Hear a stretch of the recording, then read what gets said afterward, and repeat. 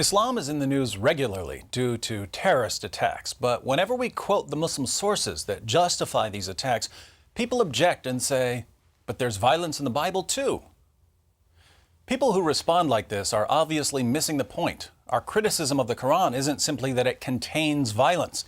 Almost any history book will contain violence. A book about World War II, for instance, will contain lots of violence. The problem with the Quran is that it promotes ongoing violence. The final marching orders of the Quran are to fight those who do not believe in Allah. So do we find the same problem in Christianity? Are Christians commanded to violently subjugate unbelievers? Let's think about how Christians are told to live. In Mark 12, one of the scribes asks Jesus, "What is the greatest commandment?" Jesus answers, "The foremost is, 'Hear, O Israel, the Lord our God is one Lord, and you shall love the Lord your God with all your heart, and with all your soul, and with all your mind, and with all your strength.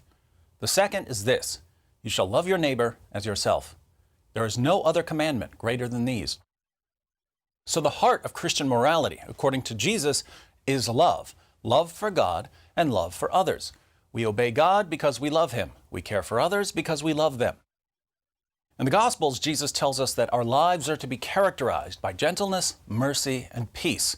In Matthew 5:5, Jesus says, "Blessed are the gentle, for they shall inherit the earth."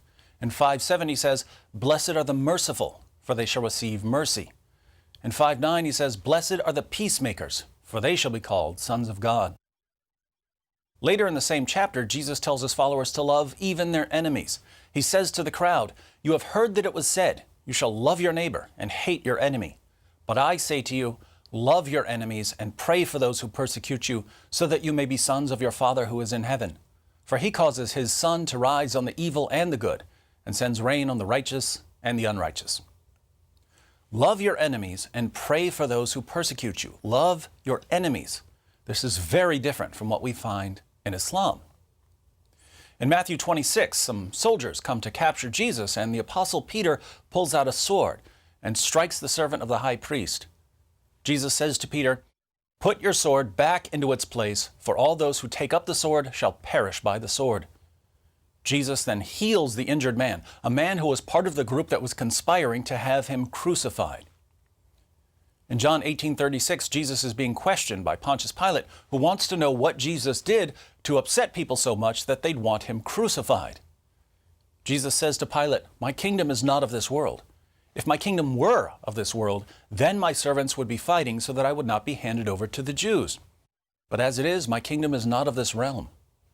So according to Jesus Himself, Christians don't fight and conquer in His name. Why? Because the kingdom of God is not an earthly kingdom. Are Jesus' teachings peaceful?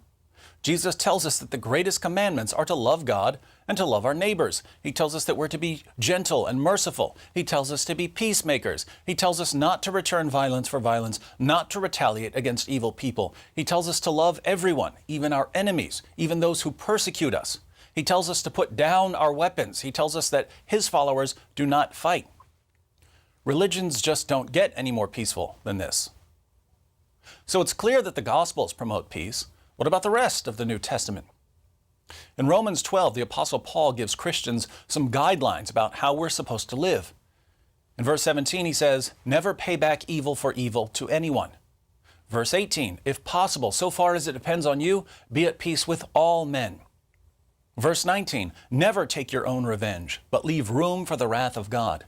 Don't retaliate. Let God repay the evildoers." Verse 20, "If your enemy is hungry, feed him, and if he is thirsty, give him a drink." Paul tells us to care for our enemies. In 1 Corinthians 16:14, Paul says, "Let all that you do be done in love." In Ephesians 5:2, Christians are commanded to walk in love. In 1 Thessalonians 3:12, Paul says, "May the Lord cause you to increase and abound in love for one another and for all people." We are to abound in love for all people. In 1 Thessalonians 5:15, Paul commands us to see that no one repays another with evil for evil, but always seek after that which is good for one another and for all people. In 1 Timothy 2:1, Paul says to Timothy, "I urge that entreaties and prayers, petitions and thanksgivings be made on behalf of all men." In Titus 3:2, Paul says that Christians are to malign no one, to be peaceable, gentle, showing every consideration for all men. Over and over again, Paul tells us to love everyone, to live in peace with everyone, to be gentle towards everyone. We see the emphasis on peace, gentleness, and love in other New Testament writings as well. The author of Hebrews in 12:14 says that Christians are to pursue peace with all men. In 1 Peter 2:17, the Apostle Peter tells us to honor all people. In 3:8 through 9, Peter says that Christians are to be harmonious, sympathetic, brotherly, kind-hearted, and humble in spirit, not returning evil for evil or insult for insult, but giving a blessing instead. He adds in verse 11 that Christians are to turn away from evil and do good, that we are to seek peace and pursue it.